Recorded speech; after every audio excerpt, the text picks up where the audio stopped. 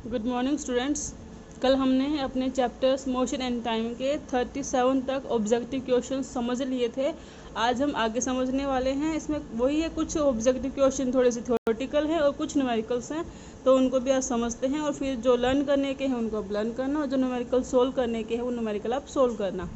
ठीक है, शुरुआत करते हैं क्वेश्चन नंबर 38 से। देखो क्या कह रहा है। When a body is moving with a constant velocity, जब कोई ऑब्जेक्ट मूव कर रहा है कांस्टेंट वेलोसिटी से, the velocity time graph is a straight line parallel to the time axis. This given statement is true है, false है, partially true है या फिर नॉन ऑफ दीज है। तो बेटा इसने ये बोला है कि कोई ऑब्जेक्ट है वो है ना बिल्कुल कांस्टेंट वेलोसिटी से मूव कर रहा है, तो उसका जो वेलोसिटी टाइम ग्राफ होगा वो एक स्ट्रेट लाइन होगा। तो ये बात बिल्कुल सही है। ठीक है, कि जब भी कोई ऑब्जेक्ट बिल्कुल कांस्टेंट वेलोसिटी से मूव करता है तो उसका जो वेलोसिटी टाइम ग्राफ है वो एक स्ट्रेट लाइन होगा। क्योंकि स्ट्रेट लाइन क्या रिप्रेजेंट करता है, स्ट्रेट लाइन बस यही रिप्रेजेंट करता है कि जो वेलोसिटी है वो टाइम के साथ साथ एकदम सेम रेट से बिल्कुल कांस्टेंट है। ठीक है, मतलब straight line parallel to time axis. देखिए क्या कह रहा है, तो कांस्टेंट वेलोसिटी यानी कि वेलोसिटी बढ़ नहीं रही। तो अगर हम देखें ग्राफ बनाएं वेलोसिटी और टाइम के बीच में, है ना, टाइम हमेशा हम एक्स पे लेते हैं, पता है आपको। ये वेलोसिटी है, बोल दिया मैंने शुरुआत में कि कभी वेलोसिटी ये वी थी, है ना, तो वेलोसिटी कांस्टेंट है। इसका मतलब बेटा टाइम चाहे कितना ही बढ़ जाए वेलोसिटी की वैल्यू तो यही रहने वाली है ना, यानी कि straight line parallel to time axis. तो ये बात बिल्कुल सही है, ट्रू है। आगे देखो question number 39। According to the following graph, what happens to the distance covered by the body from 0 to 10 minutes? कि ये ग्राफ दे रखा है आपको टाइम और स्पीड के बीच में, तो आपको बताना है 0 से 10 सेकंड के बीच में ऑब्जेक्ट ने जो डिस्टेंस कवर की है वो कैसे वैरी करेगी। देखो 0 से 5 तक स्पीड बढ़े जा रही है, स्पीड बढ़े जा रही है, यानी कि स्पीड है, ऑब्जेक्ट मोशन में है। अब वो मोशन में है तो कुछ ना कुछ डिस्टेंस वो कवर करेगा, है ना। और डिस्टेंस कभी भी नेगेटिव नहीं होती, डिस्टेंस कभी भी मतलब कम नहीं होती, डिस्टेंस बढ़ती जाती है, डिस्टेंस कभी नेगेटिव नहीं होती है ना। उसके बाद है स्पीड, यानी 5 से मतलब स्पीड इधर टाइम बढ़ा तो स्पीड फिर से कम हो रही है, वो रेस्ट में आ रहा है। लेकिन जब वो रेस्ट में आएगा तो अभी कुछ ना कुछ तो मोशन वो आएगा ना। यहाँ पे आके उसकी स्पीड 0 हुई है, इससे पहले तो वो चाहे कम स्पीड से मोशन में था लेकिन मोशन में तो था। देखो यहाँ पे स्पीड कुछ हो रहा है, 5 तक गया, स्पीड इसकी बढ़ गई, स्पीड बढ़ी है यानी कि ये मोशन में है तो डिस्टेंस ट्रेवल कर रहा है। जब 5 से 10 सेकंड तक पहुंचा तो उसकी स्पीड धीरे धीरे कम हो रही है, स्पीड कम हो रही है लेकिन मोशन में तो है ना बेटा, तो डिस्टेंस तो कवर करेगा ही। और 10 सेकंड पे आके उसका जो स्पीड है बिल्कुल 0 हो गया, यानी कि यहाँ पे आके वो रेस्ट में हो गया, है ना। लेकिन आगे की तो डिस्टेंस हमें देखनी नहीं है, हमें तो बस 0 से 10 मिनट के बीच की देखनी है।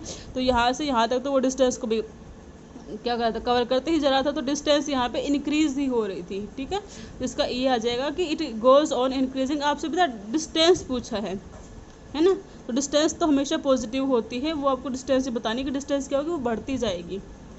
आगे देखो 40th क्वेश्चन। देखो एक न्यूमेरिकल है। द स्पीड ऑफ ए बस is 72 km per hour, whereas the speed of a car is 12.5 metre पर second, which is moving faster. एक स्पीड दे रखी है बस की और कार की, आपको बताना है कौन सी तेज चल रही है। देखो कार की जो स्पीड दे रखी है वो मीटर पर सेकेंड में दे रखी है, बस की स्पीड दे रखी है किलोमीटर पर आवर में। हम दोनों को एक ही यूनिट्स में कन्वर्ट करेंगे, तो मैं क्या कर देती हूँ, बस वाली स्पीड को मीटर पर सेकेंड में कन्वर्ट करती हूँ। बस की स्पीड कितनी है, 72 है, तो 72। अब देखो 72 किलोमीटर पर आवर है, हम अगर 72 किलोमीटर पर आवर से मीटर पर सेकंड में कन्वर्ट करते हैं तो क्या करना होता है, 5/18 से मल्टीप्लाई करना होता है। तो ये हो जाएगा 72 मल्टीप्लाई बाई 5/18, 5/18। देखो 8 1 जा 8, 8 4 जा 72, 4 5 जा 20, कितनी आई भैया 20 मीटर पर सेकेंड। तो कार की ये स्पीड है बस की जो कि आई है 20 मीटर पर सेकेंड, और जो कार है भाई उसकी स्पीड है 12.5 मीटर पर सेकेंड। तो 12.5 और 20 में से कौन सा बड़ा है, 20 बड़ा है ना, यानी कि जो स्पीड बस की है वो बड़ी है, तो जो बस है वो तेज चल रही है, फास्टर चल रही है एज कम्पेयर टू कार। ठीक है, समझ में आया। दो स्पीड दे रखी थी, हमने दोनों को सेम डायमेंशन में कन्वर्ट कर लिया, मीटर पर सेकंड में कन्वर्ट कर लिया। देखा जब हमने 72 किलोमीटर पर आवर को मीटर पर सेकंड में कन्वर्ट किया तो वो आया 20 मीटर पर सेकंड, जो कि 12.5 मीटर पर सेकंड से ज़्यादा है, यानी कि जो बस है वो फास्टर चल रही है। ठीक है, आगे देखो which one of the following is an example of uniform motion. इन सब में से आपको बताना है यूनिफॉर्म मोशन का एग्जाम्पल कौन सा है। ए ट्रेन एंटरिंग ए रेलवे प्लेटफॉर्म, कि जो ट्रेन है वो रेलवे प्लेटफॉर्म में एंटर होती है। देखो बेटा, जब भी ट्रेन रेलवे प्लेटफॉर्म में एंटर होती है तो उसको प्लेटफॉर्म पर रुकना होता है। तो जो ड्राइवर होता है उसका, वो धीरे धीरे रोकने के लिए उसको उसकी स्पीड को धीरे धीरे कम करता है। उसकी स्पीड चेंज होती रहती है, तो स्पीड का चेंज होना तो यूनिफॉर्म मोशन को नहीं बताता। आगे है an aeroplane flying eight A speed of 600 kilometre per our. बता रखा है कि कोई एरोप्लेन है जो कि constant speed 600 kilometre per our की स्पीड से मूव कर रहा है।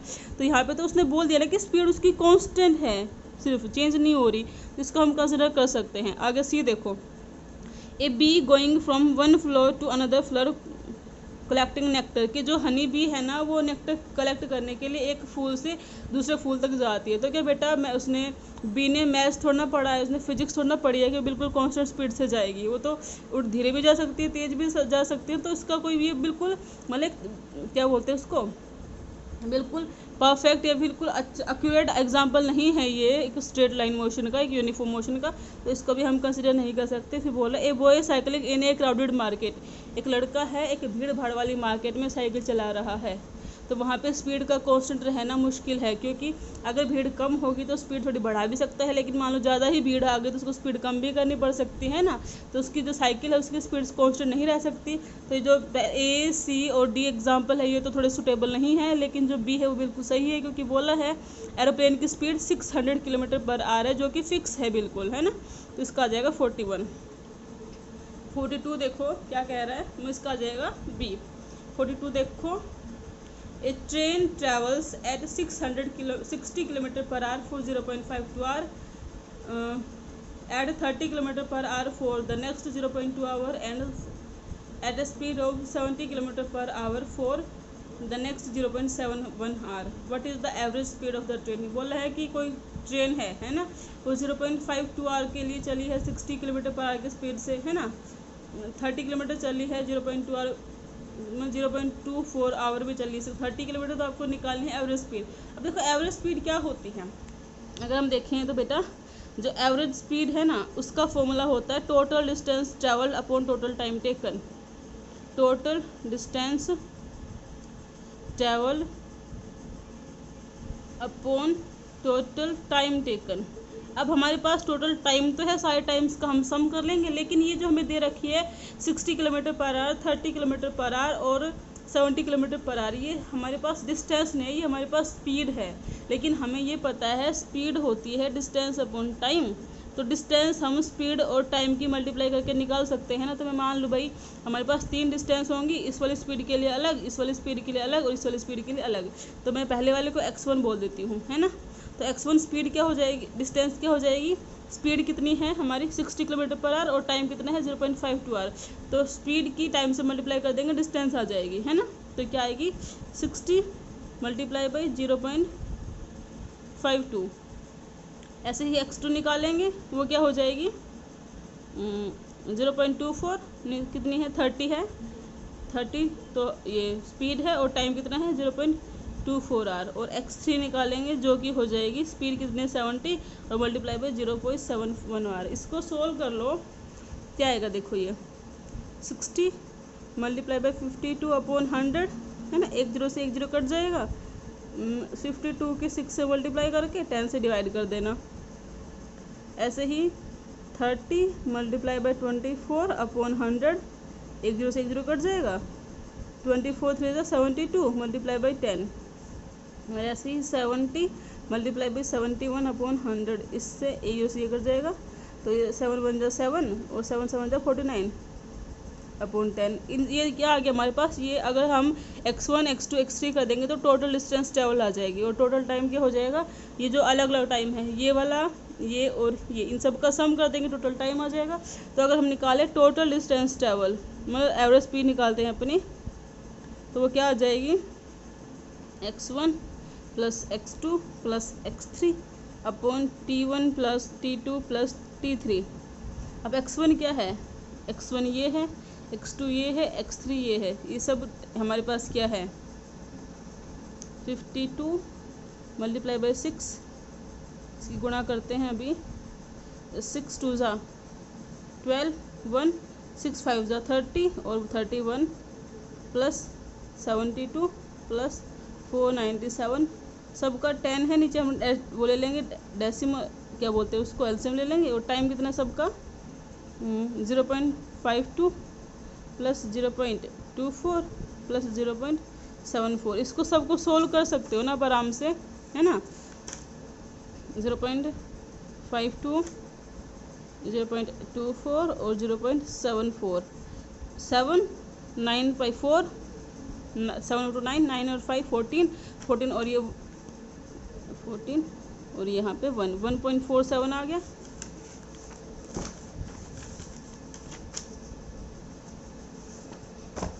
तो इसको सोल्व कर लो, साइज इनका सबका सम कर दो, कर सकते हो, करना आराम से सोल्व। देखोगे जो कैलकुलेट करोगे ये आंसर निकल के आएगा 59.9 किलोमीटर, है ना।